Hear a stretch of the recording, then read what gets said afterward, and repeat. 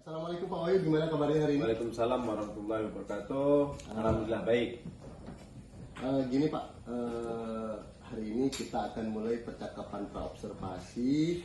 Nanti saya akan amati jalannya proses pembelajaran yang Bapak lakukan di dalam kelas.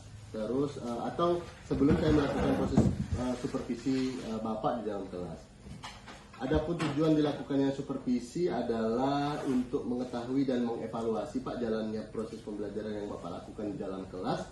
Dan kenapa kita hari ini melakukan percakapan praobservasi sebagai persiapan awal Pak Wahyu.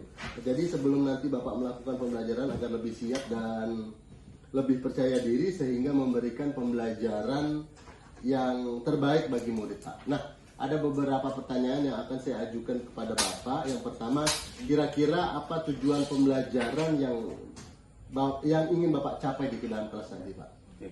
Berdasarkan rancangan tujuan pembelajaran yang saya tuliskan, di sini ada satu, melalui kegiatan menulis, siswa mampu membuat sebuah puisi dengan menggunakan kata-kata dengan rima yang hampir sama dengan tepat.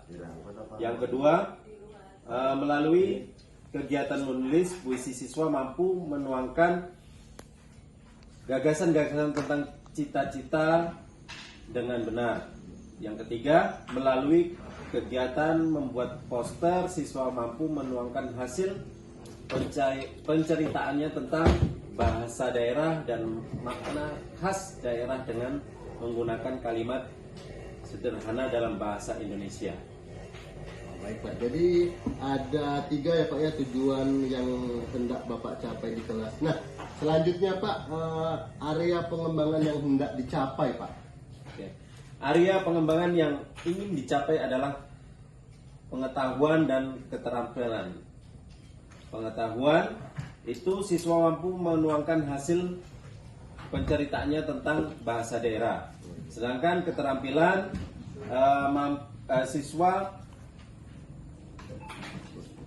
siswa mampu membuat poster dengan sederhana dalam bahasa Indonesia. Oh baik Pak, jadi pengetahuannya siswa mampu menuliskan cerita tentang itu tadi, dan keterampilannya siswa mampu membuat poster Pak ya.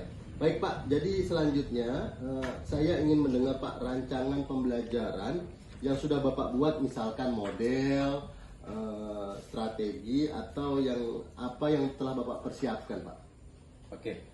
Baik, untuk strategi yang saya gunakan adalah pembelajaran yang berdiferensiasi sesuai dengan kesiapan belajar siswa yang diintegrasikan dengan pembelajaran sosial dan emosional.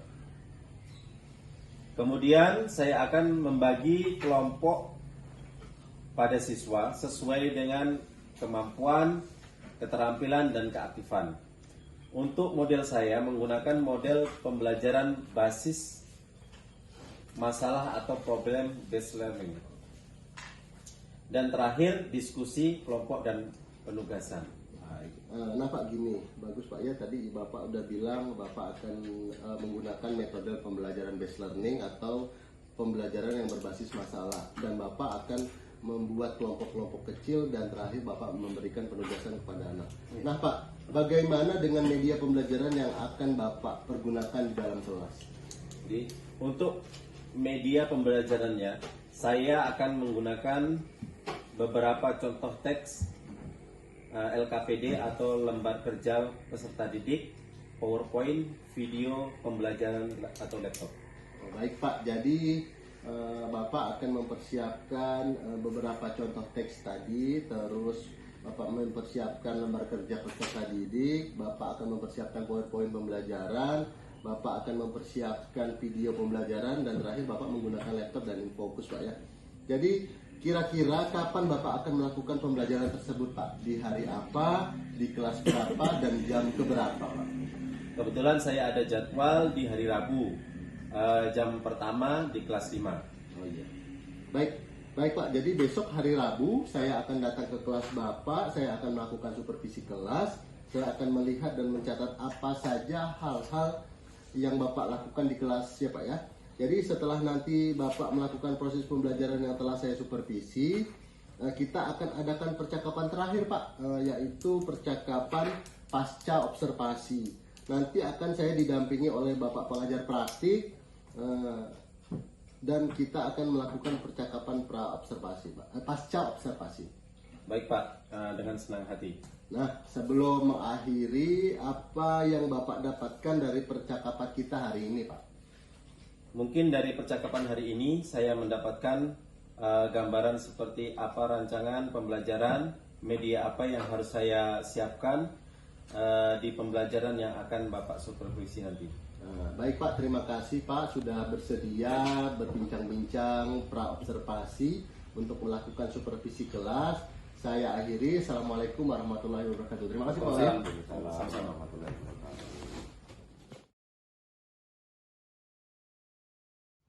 Assalamualaikum Pak Wahyu. Waalaikumsalam warahmatullahi wabarakatuh. Pantas apa kabarnya?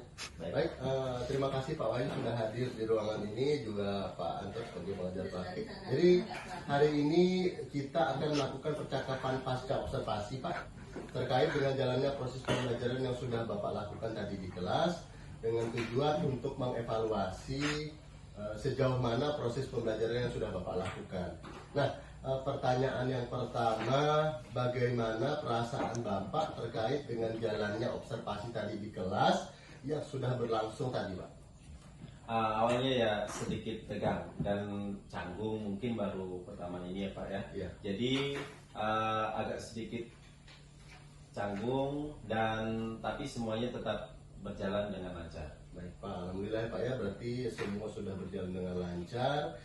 Bisa diceritakan kembali Pak, area pengembangan apa yang Bapak lakukan di dalam kelas? Jadi area pengembangan sama seperti yang kita bahas kemarin, area pengetahuan dan area keterampilan Pak. Dan langkah-langkah yang sudah pasti, pertama saya membuat perangkat pembelajaran dan mencoba memulai dengan model pembelajaran yang berdiferensiasi. Baik, berarti Bapak sudah memulai langkah-langkah seperti pembelajaran dengan model pembelajaran yang berdiferensiasi Pak ya.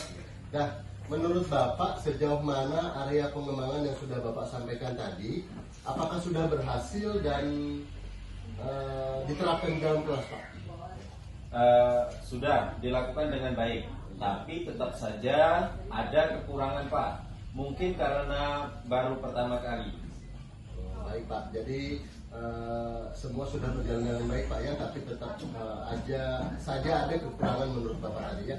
Jadi menurut Bapak kekurangan atau hambatan kendala yang Bapak hadapi dalam proses pembelajaran di dalam kelas?